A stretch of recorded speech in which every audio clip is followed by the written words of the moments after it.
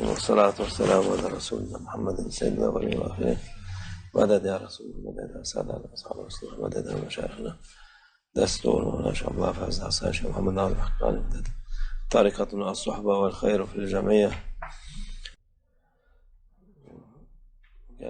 اللہ کا شکر ہے کہ ہم اب رجب سے گزر کر شعبان کے مہینے میں داخل ہو رہے ہیں. بہت سارے ظاہر اور باطنی چیزیں ہوئیں رجب کے مہینے میں،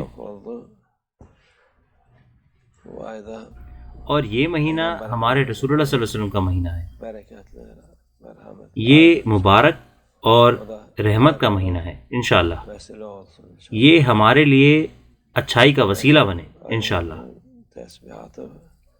رجب کی تسبیحات اور وظیفے پورے ہو گئے ہیں، اور اب انشاءاللہ شعبان کے مہینے کے وظیفے ہیں، اور ان میں سے سب سے بڑا ہے رسول اللہ صلی اللہ علیہ وسلم پر صلوات بھیجنا. اگر آپ 100 دفعہ پڑھ رہے تھے تو اب آپ 1000 دفعہ پڑھیں. اگر آپ 1000 دفعہ پڑھ رہے تھے تو اب 3000 دفعہ پڑھیں. جتنا بھی زیادہ آپ کریں آپ کر سکتے ہیں، اس کی اجازت ہے. اللہ کا شکر ہے. یہ ہمارے رسول اللہ صلی اللہ علیہ وسلم کا مہینہ ہے. ان کا احترام کرنا اللہ عز و جل کا احترام کرنا ہے. ہمارے رسول اللہ صلی اللہ علیہ وسلم پر جو صلوات پڑھا جاتا ہے وہ اس کو سنتے ہیں، اور وہ صلی اللہ علیہ وسلم ایسا ہی کرتے ہیں اور ہم پر واپس بھیجتے ہیں. یہ اشارہ ہے کہ وہ حی ہیں، وہ زندہ ہیں. یہ ہمارے رسول اللہ صلی اللہ علیہ وسلم کی بڑائی بتاتا ہے امت کے لیے.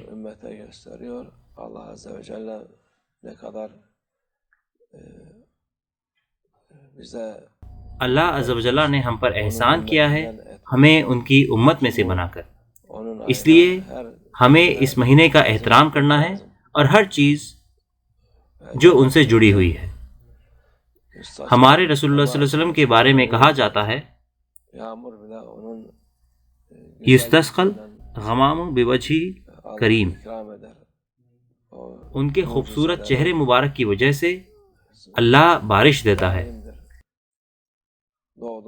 ان کے معجزات ہمیشہ کے لیے ہیں، وہ ہمیشہ کے لیے ہیں جب سے وہ پیدا ہوئے، اور ہمیشہ ہمیشہ کے لیے.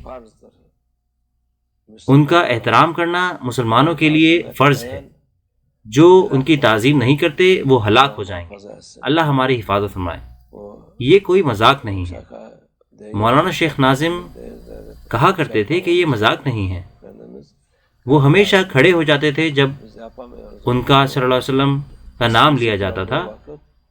ان کی خود کی عمر کے بجائے وہ جبکہ 90 سال کے بھی تھے.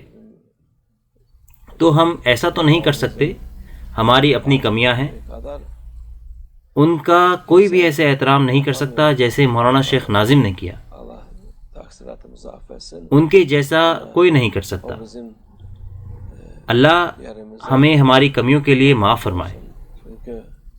انہوں نے ہمارے بدلے بھی ایسا کیا ہو، کیونکہ چاہے ہم کتنی بھی باتیں کر لیں، چاہے ہم کتنا بھی کر لیں، ہم اتنی عزت دے ہی نہیں سکتے رسول اللہ صلی اللہ علیہ وسلم کو جتنی ہونی چاہیے. لیکن ضروری کیا ہے؟ ان سے محبت کرنا. جتنا زیادہ آپ ان سے محبت کو بڑھائیں گے اپنی، اتنا ہی فائدہ ہوگا آپ کو. ہمارے رسول اللہ صلی اللہ علیہ وسلم نے اپنے منہ مبارک سے یہ بات بولی، المرء مع من احب. انسان اس کے ساتھ ہوگا جس سے وہ محبت کرتا ہے. ایک صحابہ کرام چلائے اور بولے کہ ہم یہاں دنیا میں ساتھ ہیں. تو وہ کتنے خوش قسمت تھے کہ وہ رسول اللہ صلی اللہ علیہ وسلم کے ساتھ تھے اس دنیا میں. انہیں کسی چیز کی فکر نہیں تھی، نہ بھوک کی، نہ پیاس کی، نہ جہاد کی، کیونکہ سب سے بڑی خوشی تھی رسول اللہ صلی اللہ علیہ وسلم کے ساتھ ہونا. تو ان صحابہ کرام نے بولا کہ میں نے اس کے بارے میں سوچا ہے، ہم یہاں پر ساتھ ہیں، لیکن جب آپ گزر جائیں گے آخرت میں تو پھر ہم الگ ہو جائیں گے. تو ہمارے رسول اللہ صلی اللہ علیہ وسلم نے کہا نہیں، ایک انسان اس کے ساتھ ہوتا ہے جس سے وہ محبت کرتا ہے. تو جب آپ ہمارے رسول اللہ صلی اللہ علیہ وسلم سے زیادہ محبت کریں گے تو پھر آپ ان کے ساتھ آخرت میں ہوں گے، جنت میں انشاءاللہ. یہ خوشخبری ہمارے رسول اللہ صلی اللہ علیہ وسلم کے خود کے منہ مبارک سے آئی ہے. یہ سچی بات ہے، یہ بالکل ہوگا. شیطان ان کا سب سے بڑا دشمن ہے. رسول اللہ صلی اللہ علیہ وسلم نے اس سے پوچھا کہ تمہارا سب سے بڑا دشمن کون ہے؟ تو اللہ عز و جل نے شیطان کو بھیجا تھا جس سے اس سے یہ سوال کیا جائے، تو وہ جھوٹ نہیں بول سکا اور بولا کہ یہ آپ ہیں. یہ جواب اس نے رسول اللہ صلی اللہ علیہ وسلم کو دیا. جو ہمارے رسول اللہ صلی اللہ علیہ وسلم سے محبت نہیں کرتا وہ اللہ کا دشمن ہے اور رسول اللہ صلی اللہ علیہ وسلم کا دشمن ہے. وہ بدقسمت لوگوں میں سے ہے. اللہ ہماری حفاظت فرمائے. ان دنوں میں، بعد میں اور ہمیشہ ہمارے رسول اللہ صلی اللہ علیہ وسلم کی محبت ہی ہے جو ہمیں سب سے زیادہ چاہیے. اللہ ہمارے اندر ان کی محبت بڑھائے. یہ مبارک مہینہ اچھائی لے کر آئے اور ہمارے لیے اچھائی کا وسیلہ بنے. یہ ہمارے لیے اچھا ہو، ہمارے لیے حفاظت کا ہو اور ہمارے ایمان میں قوت عطا فرمائے.